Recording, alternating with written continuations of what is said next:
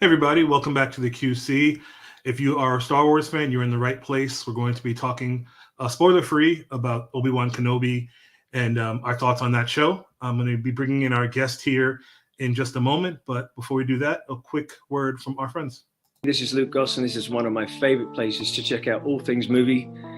Check it out. This is the QC. Hey, this is Nick Smith. You're watching the QC, the best in entertainment, reviews, and more. This is the way. This is the way. This is the way.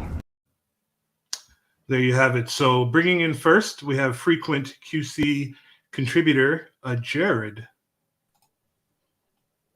Glad to be back. Hey Jared, how you doing today? I'm doing well. Star Wars is out. Always a good day. Good stuff, good stuff. Next, we have Anthony Asylum, lead singer of Island Asylum, who's been on the QC a few times before, but we're really glad to have him back. Here's Anthony.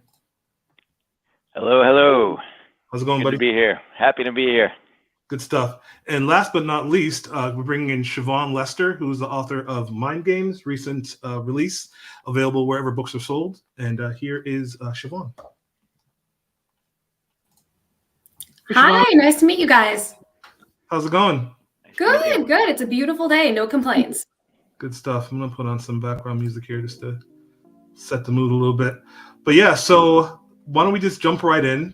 I want you guys to give me what's your overall impression of Obi-Wan Kenobi in no particular order, just wherever you want to go.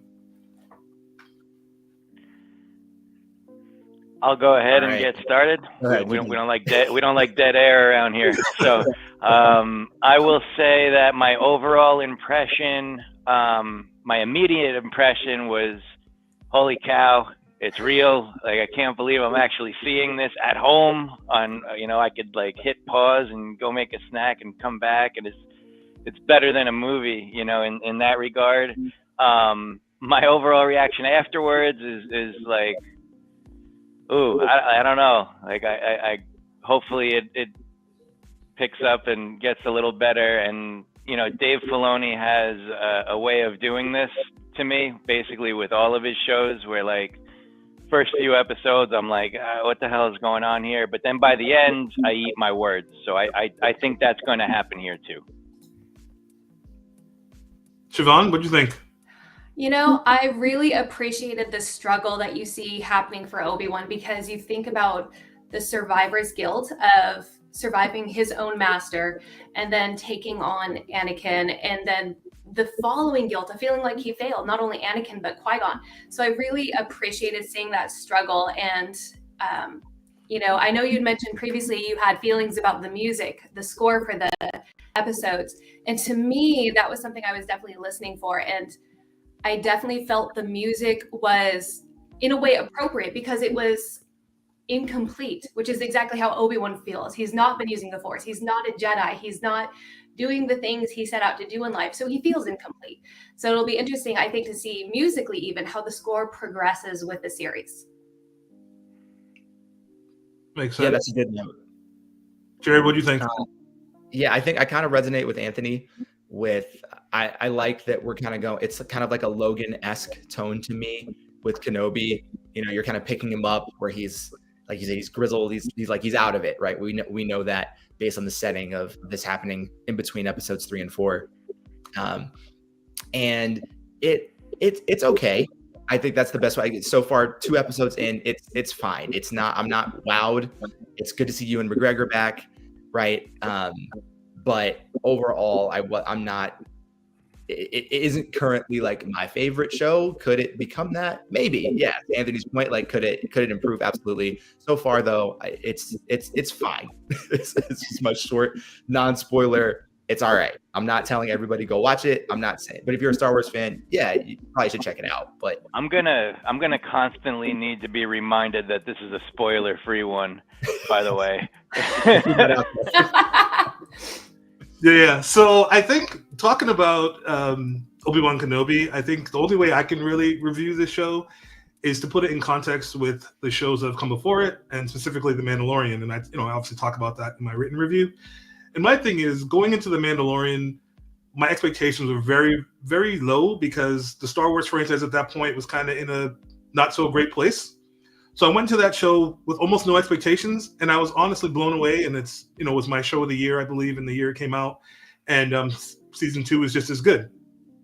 So fast forward to Friday, and now Star Wars has kind of found its way a little bit with obviously The Mandalorian. Most people like that show. Most people like season 2. I feel like most people like Boba Fett, except for it kind of got weird and didn't have Boba Fett for a couple episodes, which was confusing to some people. But overall, I think Star Wars is in a better place today than it was when The Mandalorian debuted, right? So going into Obi-Wan Kenobi, I actually had very high expectations, and also for that character, because he's Obi-Wan Kenobi. You know, he's a Jedi, and this is the first time we're getting a show in the Star Wars universe starring a Jedi, which for me is very, you know, very exciting. I think for a lot of people, you know, Jedi are kind of the reason why you like Star Wars generally, I feel. So that being said, my expectations were very high. My expectations were not met in these first 2 episodes.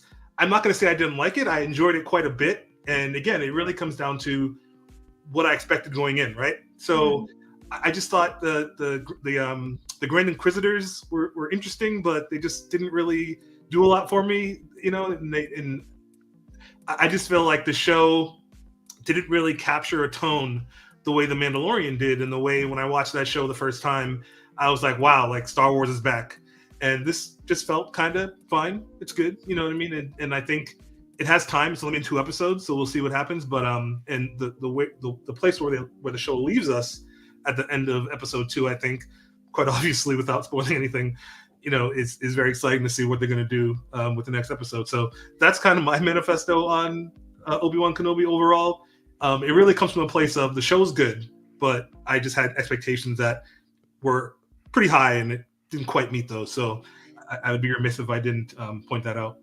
I think we're all in the same boat, more or less. Yeah. So my next question for you guys was, did it meet your expectations? So I don't know if you want to speak to that a little bit more. Go ahead, Jared.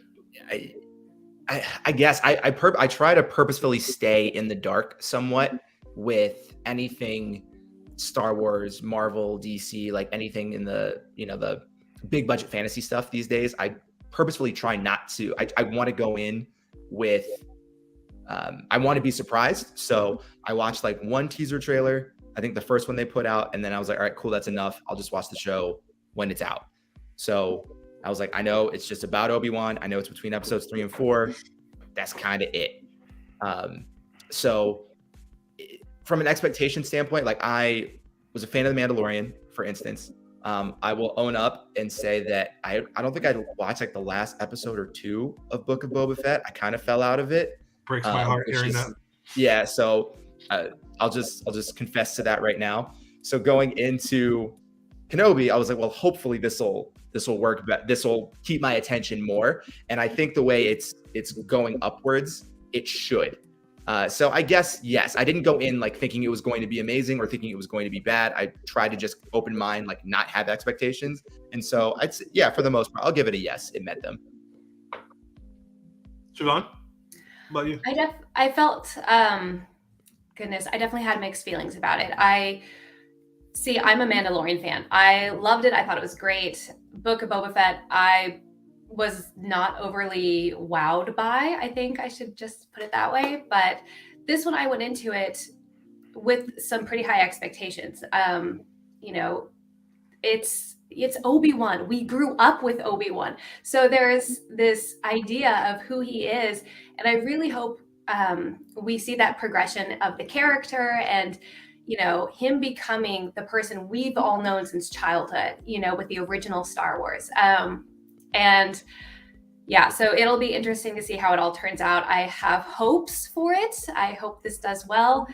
But at the same time, I'm also someone who's like, I don't want to say I judge fiercely, but I kind of do, because this is someone who is near and dear to all of Star Wars fans. You know, it's I'm withholding judgment in some regards, just because I know there's potential. And like, for example, with Firefly, you had to stay with the series to see that slow progression. I hope it doesn't take so long, but at the same time, I'm like, okay, I can sit back and try to be patient. We waited how many years to see what happened? How did Obi-Wan go from, Master Jedi to hiding in the desert in the very first Star Wars film, so I have some high expectations so far. I feel like it's to be continued, I'm waiting to see, will this meet my expectations? I have higher hopes than I did for Book of Boba Fett. I definitely liked the beginning more than that particular series. Sure. So we'll see. I just have high expectations because I love Obi-Wan. So makes sense. Anthony? Did it meet my expectations? The answer is it depends. If I'm looking at this in a vacuum, no. Episode 1 is boring. Episode 2 was annoying. But that said, it's the first couple episodes. If you look at the entire body of work of Dave Filoni, it's the same thing every time. First episode's boring. First few episodes are boring. Next one, a couple episodes are kind of dumb and pointless. And then at the end, you're like, that whole thing was the best thing I've ever seen. So, right now, it was what it was. But, I fully expect a turnaround. Gotcha. How do you guys think Obi-Wan stacks up to the other 3 shows on Disney Plus?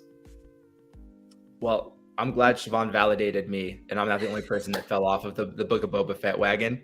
Right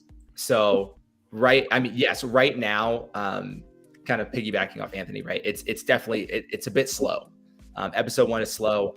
I wasn't as, to his point, I wasn't as upset about the slow opening of the show because I thought it was setting tone, and that we needed to see Obi-Wan and his fall from grace. Like this is not the guy that we saw in episode 3. But he's also not the guy we saw in episode 4, right? So you needed to see that that gray area. And I thought the show did a good job of doing that without going into too many specifics. But I thought they painted him well of this is a guy that used to be the dude. And he's just like, I don't got it no more, guys. So I thought they did that part well. So I was willing to put up with it. I'm like, it's kind of slow, but I think the show needs it. So I'm cool. And episode 2 hit and I'm like, all right, well, we get a change of scenery, some other stuff happens, but it wasn't, I think it was trying to be exciting and I wasn't as excited as I think as the show wanted me to be. So I do kind of agree with Anthony there. So to me, at the moment, it's still Mandalorian first, Book of Boba Fett second, because I do like the way that show opened in the middle and I started falling towards the end. And I think that Kenobi at the moment is third because I was more into Boba Fett through 2 episodes than I am now with Kenobi through 2 episodes. So that's how I'm gonna sum it up. Siobhan? See, I'm gonna say definitely Mandalorian first because how could I not? I mean, come on, guys, Grogu. I mean, Mandalorian is first. There's no question in my mind. But I would say I like Kenobi better, and I would rank that second over Book of Boba Fett. And that's just because I went into Book of Boba Fett with some really high expectations. And I love all the actors they had for it, but I was just not overwhelmed. So I would say for me, it's Kenobi second and then Book of Boba Fett. How about you, Anthony? Sorry to throw a wrench in the format here, Swanka, but did you guys quit Boba Fett before the Luke Skywalker episode? Because I'm feeling like you both did. So you're talking to the other 2 because I didn't quit. Yeah. So did you? I think you guys. I mean, I know the Luke Skywalker episode of Mandalorian. Exactly. Yeah, I'm in the same boat. I know that one. If there's another one, then yes, you're correct. I was in the same boat. So if there is another one, so spoilers for anybody out there who somehow is watching this stream and didn't watch all of them. Not my problem. No. That's true. That's true. We said this is spoiler free for Kenobi. So right, exactly. So there is an episode in the Book of Boba Fett, which honestly I highly recommend you guys go back and watch it right after the stream. I'll do it today. I'm sorry. Yeah, it's Luke Skywalker basically training Grogu, which Jared, I feel like I failed you by not have told you about this till today. No one. That's kind of my point. I'm sorry. Real quick, we'll pass the mic back to Anthony. No one was talking about it. How have I not heard? I haven't heard from you. I haven't heard from social. I didn't hear about it. So if I'm in the same boat. The Luke Skywalker thing happened, it was everywhere. Everyone was talking about it. Boba Fett, I didn't even know there was another one. So Yeah. anyway, it's- sorry, Anthony, it's your turn. But Yeah. Yeah, I couldn't not address that because I had the sense that you guys missed out on that based on what you were saying. So We didn't miss out so much as we weren't enticed enough to stick around for it. fair. That's fair. Well, That's fair. I guarantee you guys are going to enjoy that one because I mean it's really like we all grew up on Luke Skywalker, right? And this Right. episode has not just somebody else with Luke Skywalker's face painted on in a really strange kind of uncanny valley way. He's in this episode training Grogu in the ways of the Force. So yeah, I'll go watch that when you get a chance.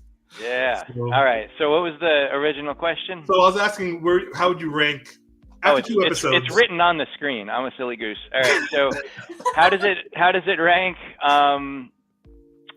I think it's totally unfair, right? Because Mando had the big reveal right in episode 1 with another species like Yoda, and I think there will be a big like oh crap moment in Kenobi, but it hasn't happened yet. At least I hope it hasn't happened yet.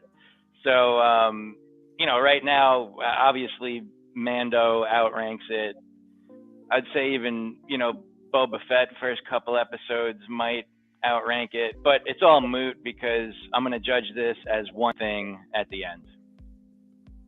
Yeah, so I put The Mandalorian first. I think The Mandalorian, that show has a lot of I guess sentimental value for me, not only because the show is very good, but also because I think it's the best use of the Star Wars IP since the original trilogy, from start to finish. You know what I mean? There are parts of the prequel trilogy that were good, small parts, and parts of the sequel trilogy that were good, a bigger part, but still there were parts of it that were just like The Last Jedi for me was not a good film overall, but that's a conversation for another day. So The Mandalorian for me is number 1, clearly.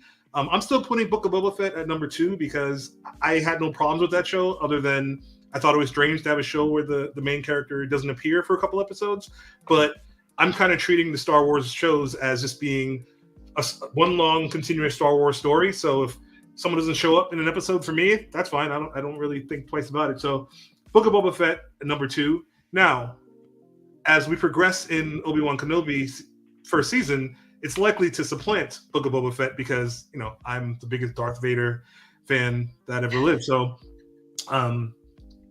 yeah, I'll leave it at that. So I have a feeling that Obi-Wan Kenobi will be number 2 eventually, but for now it's still going to be 3 because I just haven't seen enough yet to justify making it ahead of Boba. And I also feel like Obi-Wan Kenobi doesn't really do a lot in the first 2 episodes. I mean, he's there and it's great. It's like we're getting all the member berries from Obi-Wan, but like, what does he really do? I mean, I feel like the Grand Inquisitors are almost featured even a little bit more than him. You can make a case. So I'm hoping they kind of fix that moving forward. The Princess Leia character as a child, I mean, it's fine, I guess, but I feel like I spent a lot of time on her. I didn't feel like I needed to get a half hour of seeing Princess Leia running around. But is that a spoiler? Is that a spoiler? Okay. I was staying away from it. Yeah, I'm just glad you did it. Yeah, it's fine. Sorry. You. Yeah, but okay, so just forget I said that. But anyhow, so that's actually a perfectly fine segue. So what did you guys think of the Grand Inquisitors? What were your just overall thoughts? How'd they make it? What do you guys think? I think they could be interesting. Here's what to do another Disney like tie-in. I'm hoping they don't end up like the whatever Carly's team was called in Falcon and the Winter Soldier, that group of people. The Flag Smashers. Thank you, the Flag Smashers. I think the Flag Smashers could have been interesting, but for me, they fell flat at the end. So the Grand Inquisitors, based on what we've seen so far, the idea being these are like not necessarily Sith, but I guess they're Sith. It's not expressly stated, but I'm assuming they're Sith or something dark side like, and they're the people that like have to go obviously chase and hunt down Jedi, and they have to be more capable than stormtroopers to do that.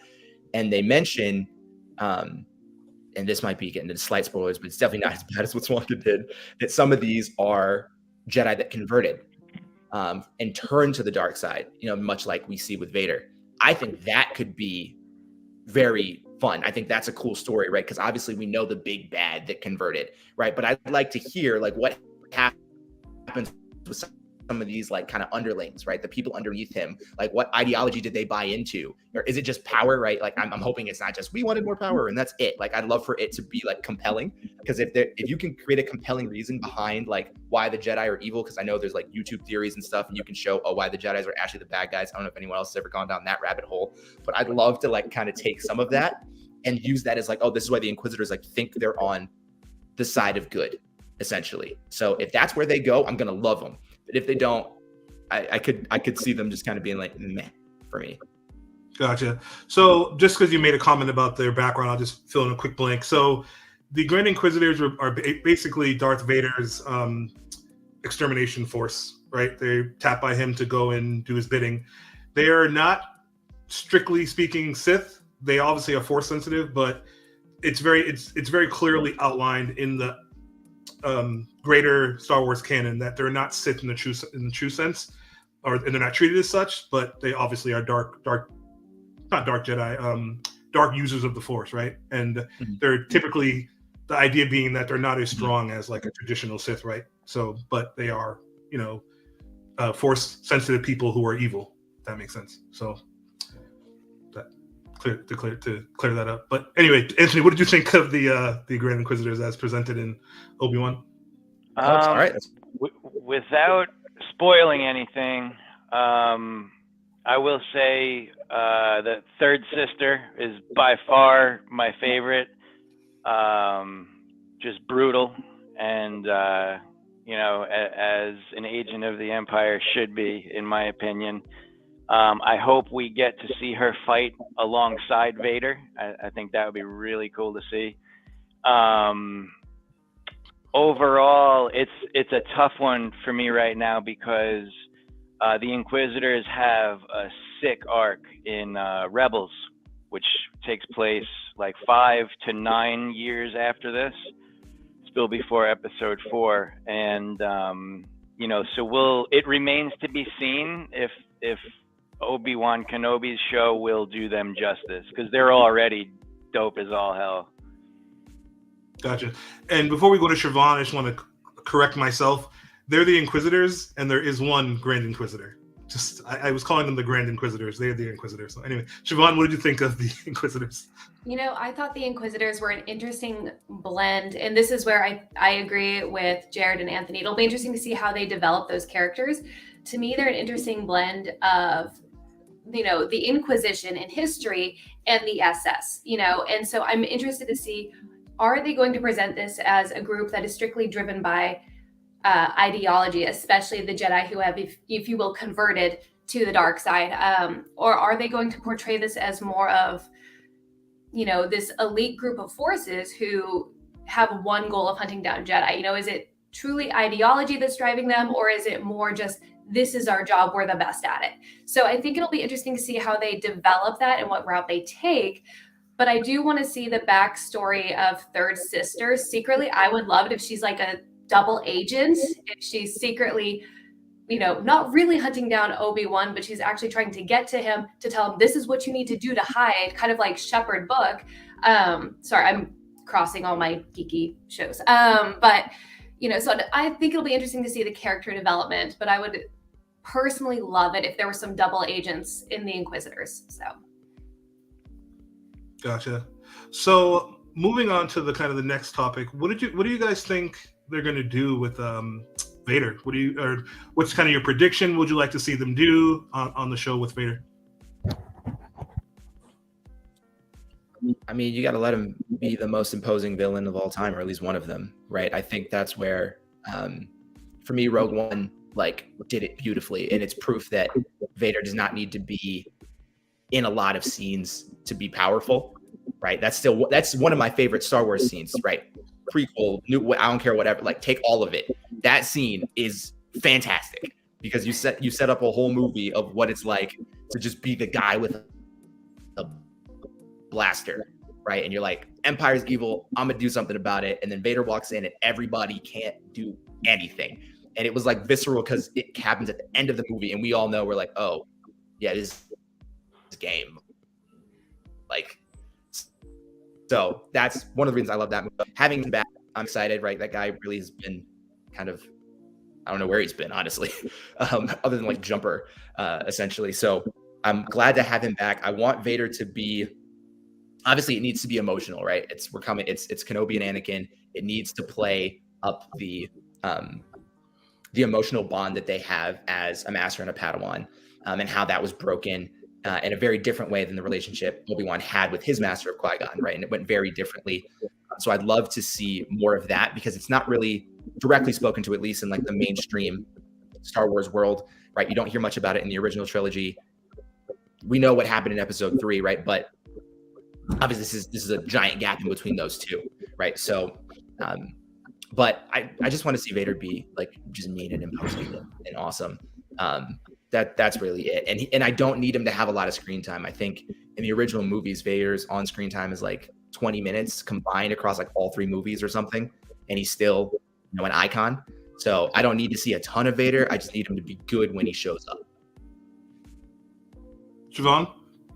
I totally agree. I think Vader to me is like the idea of there's a shark in the water. You don't have to see him to be afraid of him. So I'm interested to see how they play it. And, you know, George Lucas has said a lot of his films are about family. And we see with Obi-Wan and with Qui-Gon that the family relationship, the master-Padawan relationship, is very father-son.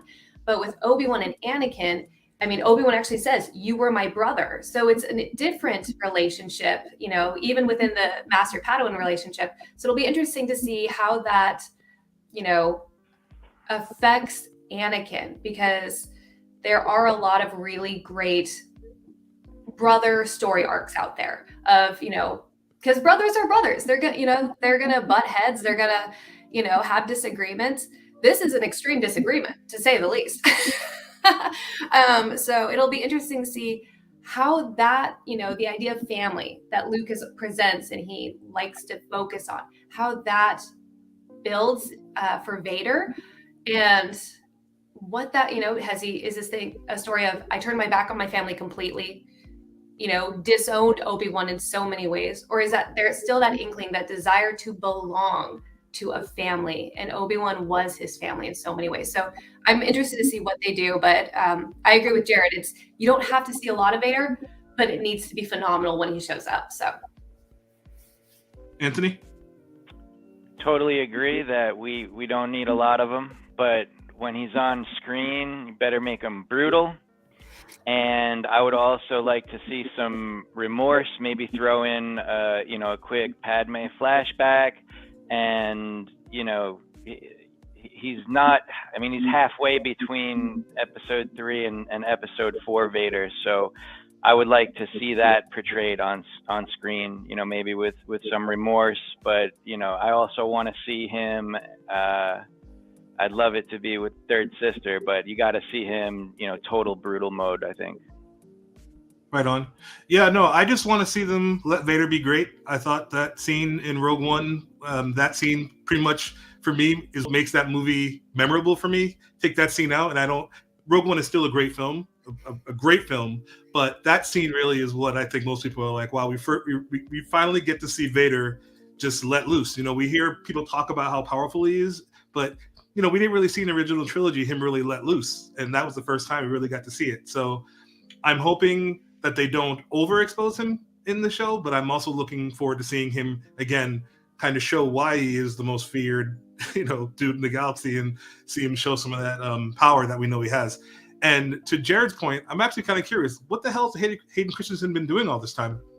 Like, he's willing to take on this role again, so like, why has he been out of Hollywood? I mean, maybe he's just enjoying his millions, which, you know, I respect that, but I'm surprised. Like, has he done anything since? Not really. I mean, not a whole lot. Jumper was a long time ago. So we can fact check his filmography, but it's not. It's very sparse. Yeah. He's sparse. brilliant. He waited for people to miss him. You know, everybody dogged and hated the prequels so bad 20 years ago, and now they're beloved again. You know, mostly because we grew up, and you know, it was older people that didn't like them, just like the sequels, which I really don't like, but I'm an old dude, so whatever. I don't know. I lost my train of thought. All right, no problem. So that pretty much wraps up the questions that I had for you guys on Obi-Wan Kenobi, unless you guys had any additional thoughts on it. But I wanted to just quickly ask you guys, did you guys see the Andor trailer that came out a few days ago? Did everybody see it? Anthony, I have not seen the trailer yet, no. Okay, so for Jared and Siobhan, I want to know you guys' opinion on the trailer.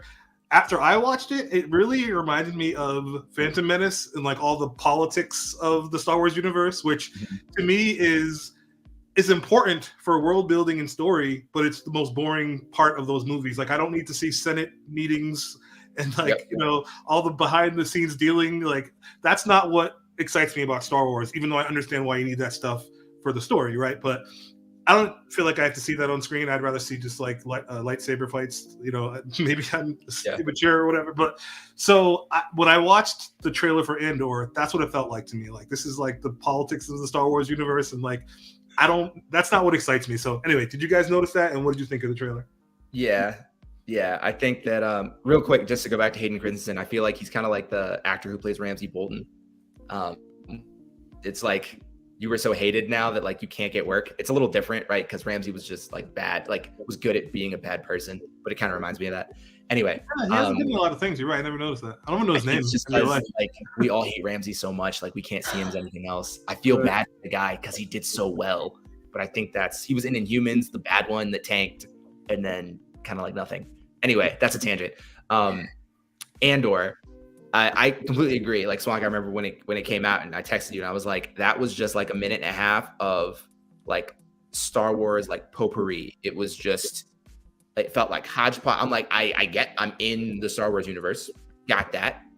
I see familiar actors, right? But I cannot tell you what the heck this is really going to be about. I kind of got a Rogue One-y feel to it. It doesn't feel like it's going to have a lot of Jedi to it, for instance. I think the politics can be done in a way that is intriguing, right? I loved House of Cards, for instance, right? I can get into The West Wing. I can get into something that like has politics in it. I know obviously that was a big thing that everybody bags on the prequels about. So if they intersperse it in there, I think it can still be fun. Hopefully they learn their lesson. They don't like lean super heavily into it, because I think that, they might be like, oh, it's different. We're trying to make all the Star Wars shows different. So this one's like all politics, but I could see that falling flat on its face possibly. So yeah, I'm not going to cast any judgment. It's a teaser trailer. I don't know. I mean, I'll check it out, but I can't say I have like high expectations. I don't really know what it is. Yeah. I mean, to your point, going into The Mandalorian, and one of the main things that I was concerned about was I love Jedi, I love Sith, I like the whole conflict between those two, I like lightsabers. So The Mandalorian didn't have any of that stuff, and it didn't present itself as going to have those things. So I was like, this show might not be for me, and it took one episode to change my mind. So maybe Andor will change my mind as well. We'll see. Siobhan, what did you think? I definitely got the same feel. If they were to weave it in where it's like, a snippet of politics, but then seeing how it directly affects normal people within the Star Wars universe, not the elite groups like the Jedis that are out to, influence for good, but just your normal Joe kind of folks, then I could be interested in that, as long as the politics are kept to a minimum, because I'm like, this is my escape from life. Don't give me more politics.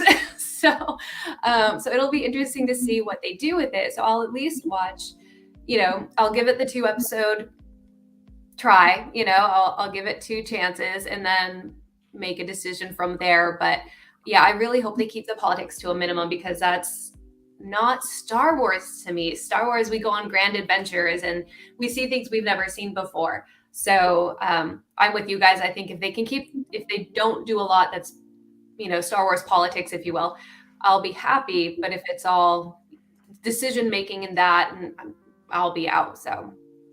Gotcha. Cool. All right. Well, we'll pretty much wrap it up there. I did want to note for fans of The Mandalorian, which we all are, and I think anybody watching is as well, they did announce 2 days ago that Mandalorian Season 3 is going to debut in February of 2023. So we don't have very long to wait for Season 3. Not too bad. Nice. So that's very exciting stuff. Yeah. But thank you, Siobhan, Anthony, Jared. Appreciate you guys for coming on and talking about Star Wars.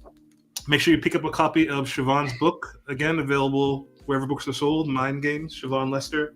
Anthony, lead singer, Ireland Asylum, check out his music as well. And Jared's a good guy too, so you should this year enjoy him as well. So thank you guys. Appreciate you. And yeah, for all the best in the comic book and nerdy entertainment, keep it locked to thequickcritic.com, at Real Quick Critic on Instagram. This is the way. This is the way. Thanks, Wonka. Nice meeting you guys. Nice meeting y'all too. Peace.